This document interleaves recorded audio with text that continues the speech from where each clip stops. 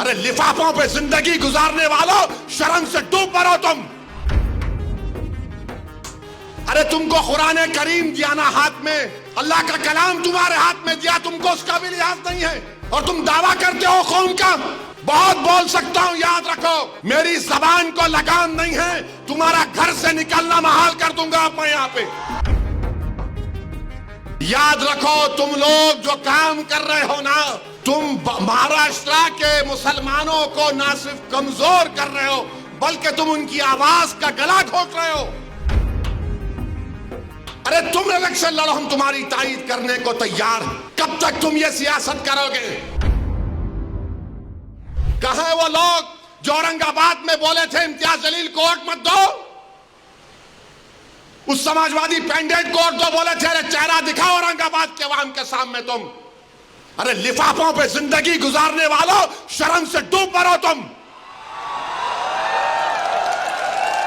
मेरे घर को आए थे, मेरे घर को आए थे हैदराबाद को, बगैर बोले मेरे घर को आए। मैं वक्फ के बिल की मीटिंग में जा रहा था, पलट मेरा गार्ड फोन करा के साहब इतने लोग आए, मिला। घर पे आए तो मैंने कहा कि मेरा घर इतना बड़ा नहीं है, आप लोग 20 लोगों को ले लीजिए। 20 लोगों को बिठाया, वो बात करे मैं बात करा, लेटर लिख के दिए इनको टिकट दो, मला मैं गौर करूंगा।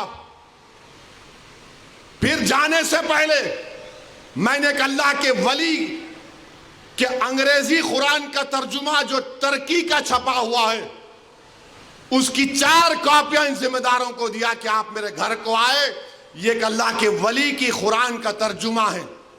एक एक के हाथ में दिया तो औरंगाबाद जाके बोले हम घर को गए थे, हमारे को चाय तक नहीं पिलाए। अरे आप पहले से बोल देते तो नान खलिया खिला देता मैं आपको। मेरे को नहीं मालूम था कि तुम मेरे घर को खाना खाने आ रहे। अरे तुमको कुरान करीम दिया ना हाथ में, अल्लाह का कलाम तुम्हारे हाथ में दिया, तुमको उसका भी लिहाज नहीं है और तुम दावा करते हो कौम का। बहुत बोल सकता हूं, याद रखो मेरी जबान को लगाम नहीं है, तुम्हारा घर से निकलना महाल कर दूंगा मैं यहां पे। मेरे भाई इमाम शाफई मुफ्ती साहब बैठे हुए, इमाम शाफई रहमतुल्लाह अलैह का जमाना है। एक दौलतमंद ने कहा कि अगर अल्लाह मेरे को बेटी देगा तो जब उसकी शादी करूंगा दीन और दुनिया की दौलत उसको दूंगा। जब बेटी की शादी का मौका आया उलमाए किराम के पास गया, उलमाए किराम ने कहा कि नहीं तू नहीं दे सकता, दीन और दुनिया की दौलत तो कैसे देगा, तेरी कसम गलत हो गई। इमाम शाफई के पास गए, इमाम शाफई बोले बहुत आसान है। इमाम शाफई रहमतुल्लाह अलैह ने कहा तेरी बेटी की शादी कब है? उसने कहा फुला दिन है। बोले मैं आ रहा हूं, चला जा। इमाम शाफई पहुंचे, इमाम शाफई रहमतुल्लाह अलैह ने कहा कि आसान है। वो बोला कि हज़रत शादी तो हो गई, क्या है बताओ। बोले कुरान अपनी बेटी को दे दे, दीन और दुनिया की दौलत उसको दे चुका। मैं उनको दिया, 4 कुरान दिया उनको और बोल के दिया कि आप मेरे घर को आए, मुझे पता नहीं है, मैं वकीलों की मीटिंग में जा रहा था, पलट कर आया आपके लिए, ये कुरान करीम का तोहफा आपको दे रहा हूं। अरे तुमको ओवैसी से मजलिस से नफरत है मगर कुरान करीम की तो अजमत का तुम लिहाज रख लेते।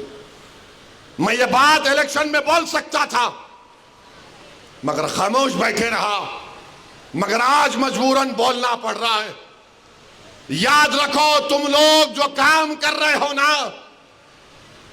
तुम महाराष्ट्र के मुसलमानों को ना सिर्फ कमजोर कर रहे हो बल्कि तुम उनकी आवाज का गला घोट रहे हो। अरे तुम इलेक्शन लड़ो, हम तुम्हारी तायीद करने को तैयार। कब तक तुम ये सियासत करोगे?